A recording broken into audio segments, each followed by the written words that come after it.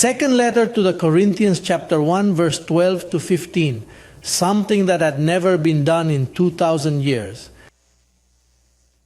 What you are about to hear now has never been heard before. Naturally, because the mind of Christ was absent, for our boasting is this: the testimony of our conscience, that in simplicity and godly sincerity, not with human wisdom, but say by the grace of God, we have conducted ourselves before the world, and especially toward you, Corinthians, right? For we are not writing any other things to you than what you read or understand. Now I trust you will understand even to the end. Just as you also partially did understand us, that we are your reason to be proud, as you also are ours on the day of our Lord Jesus. On the day of our Lord Jesus. Look, is this with this confidence. That is what he wanted them to understand. But they did not understand him. In this confidence I intended at first to come to you, that you might have a second grace. You know that all the believers in the world, our Catholic brothers, our evangelical brothers, that we do not hate them, and I even less.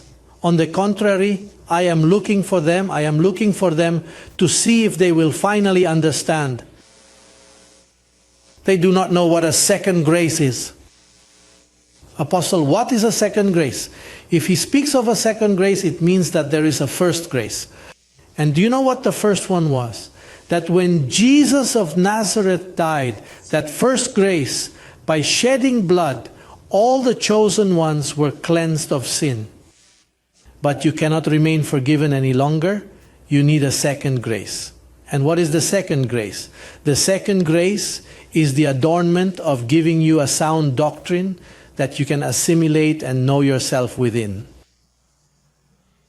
So I've been coming for 20 years, loving the church, loving it, dressing it. Look, you have a clean conscience.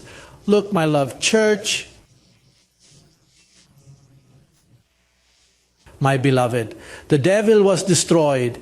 I have called you beloved, which no one in 2,000 years had called beloved. I have said to the beloved, look, you are cleansed without sin. With a single offering you were made perfect forever. Sin was taken away on the cross of Calvary. So that second grace that Paul was the one who carried it, but the apostles did not understand. He was the only one who understood that second grace. That is why he says, I wanted to come to you so that they would have this second grace. But you do not understand. That is my struggle worldwide. I want to communicate this second grace to them. You have understood it, you are blessed. But they have a veil. So in that veil, they see evil in us. They see a debauchery because they are veiled. They read and do not understand. I read, did you understand? No, it is veiled, it is sealed, I do not understand. Then the second grace is the key, the one that opens your mind so that you understand that when Christ died, your spirit was perfected forever.